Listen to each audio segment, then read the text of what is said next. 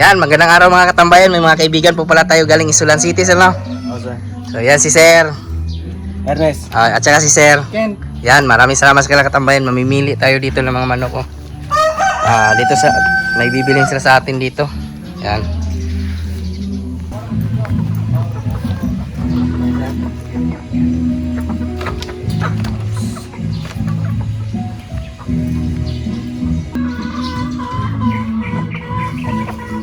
Ano nito na 8?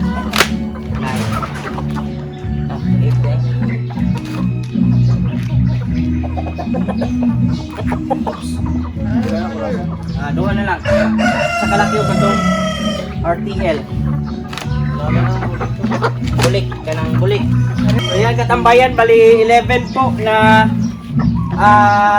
ang bibili sa atin, siyam na lalaki at saka isang at dalawang tandang.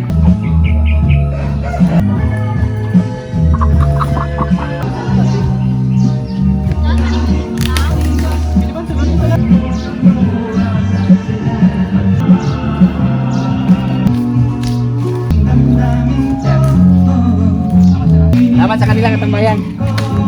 Hey guys! Yung gabing po ito katambayan, kasi kahapon nag-run out po ng 13 hours. Kung hindi muna natin hindi muna tayo nag-candling, pinalipas muna natin ng isang araw.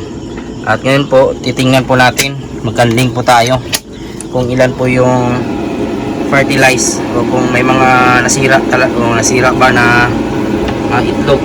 Yun yung pinaka the best natin gawin para malaman kung buhay pa yung iba. May mga ugat, so sana hindi napiktuhan lahat yung iba nating itlog.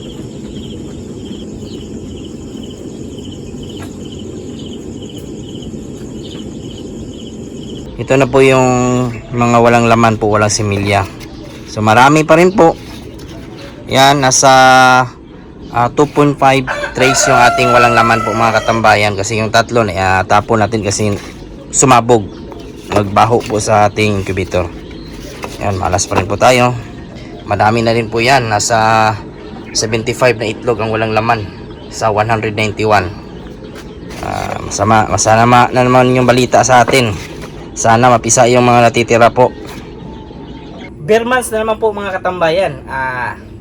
Nagsimula na 2 months ago yung ating tinatawag na bare months. Pinakamagandang salita po na madidinig po natin, kasi una po sa lahat, sa panahon po ng bare months po, yan po yung mga panahon na lumalago yung kita, yung sales, yung demand ng market po, o kahit anong negosyo po, lalo na po pagkain.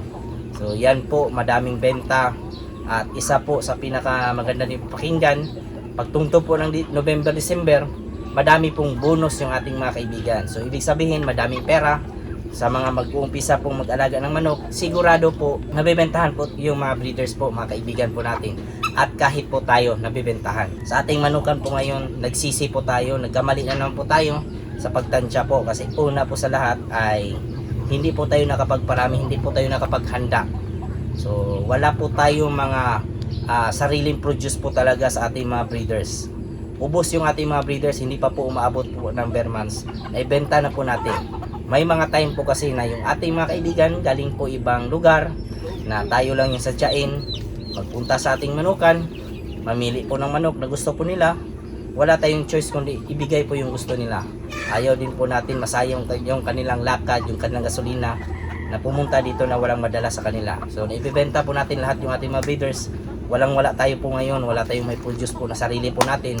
Ang ating ginagawa na lang po talagang mabigay yung demand po ng ating kaibigan ay bumibili po tayo ng mga fertilized eggs, mga RTL laying. Yan po yung ating nilalagay sa ating manukan. Ang kaso nga rin po, kahit madami yung ating binili po ng mga RTL, nauubos pa rin po. So yun na sana yung ating gagamiting pang produce ng itlog. Meron tayong mga laying. Yun nga lang, naibibenta natin kahapon. Nakapunta po tayo, last video po natin, nakapunta po tayo yung bukid. Bumili tayo ng 7 po na manok. Kinabukasan, naibenta na po natin agad. At yun po si Sir, nakakuha sa atin. So wala tayong choice kundi maibigay yun, ibigay sa ating kaibigan. Sayang naman din po yung kita na kikitain natin. So sa bawat ulo ng ating naibenta po na 7, meron o yung 11 po meron tayong 300 per head. Sa 11 meron na tayong kinita po na 3,300. Napakabilis lang po nakita pagtungtong po ng December. Kahit gaano pa po karami po yan yung manok nyo po, kayang-kaya po natin ang ibenta. Sa atin talaga ngayon ay walang-wala po tayo. Meron na po tayong kinuha, yun nga lang hindi nagtatagal sa atin kasi napakadaming kumukontak po sa atin ng mga buyers. Yung ating binibigay naman po ay napakalulusog. Sinusigurado po natin na walang sakit. At baka sa susunod na taon mga katambayan, magpaparami na talaga tayo ng breeders. O sisiguraduhin po natin na meron tayong 100 po na inahin at 20 po na tandang. Para sa ganun po ay hindi po tayo maubusan ng stock sa 100 po kasi na inahin. Kayang-kaya po natin yan makapag-produce po ng 1,500 po na sisiyo minimum.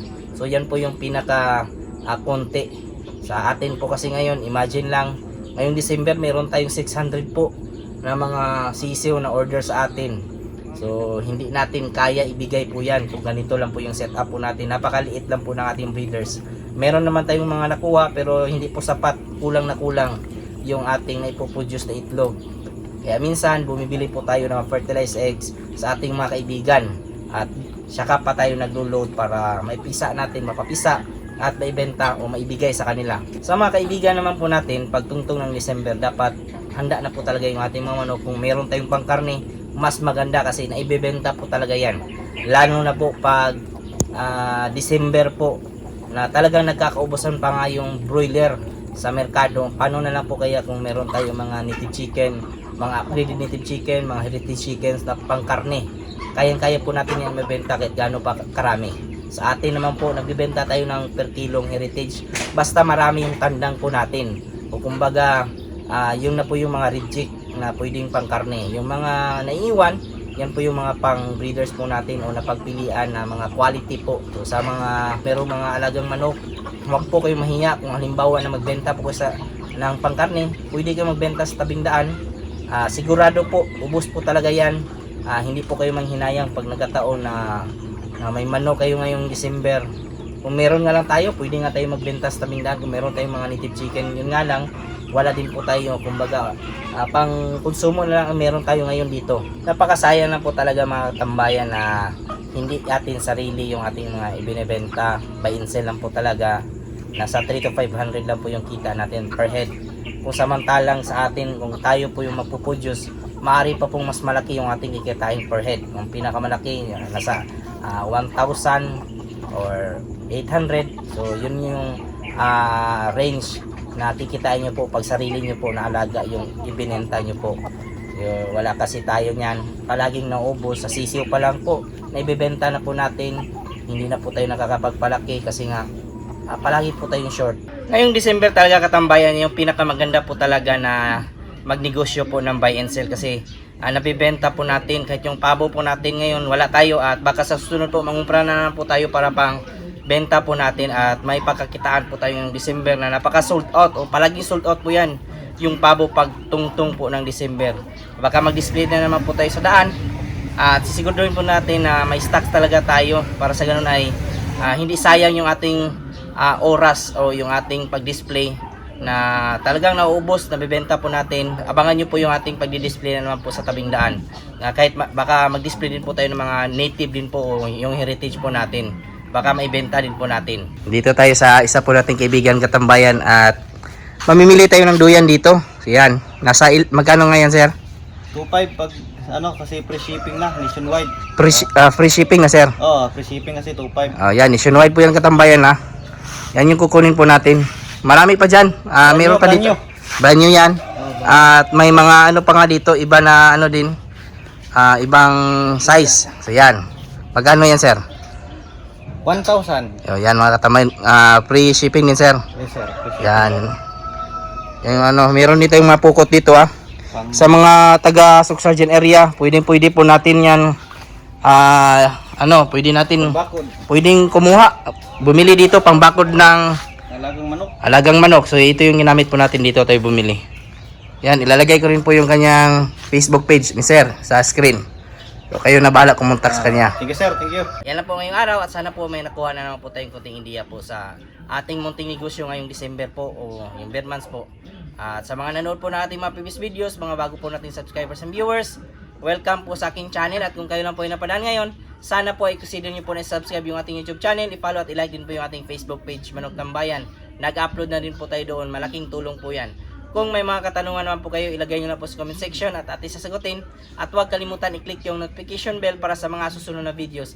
Bago muna tayo magpaalam, shoutout muna natin yung ating mga kaibigan dyan na si Rick Slim Vlog, Ansano Vlog, Buds de Ocampo Vlogs from San Carlos City, Pangasinan, watching from Riyadh. At sa mga nanood po dyan ngayon, shoutout po sa inyo lahat. Sa mga hindi ko naman po na shoutout, isa-shoutout ko lang kayo sa susunod. Maraming salamat, God bless at ingat po kayo palagi. Bye-bye!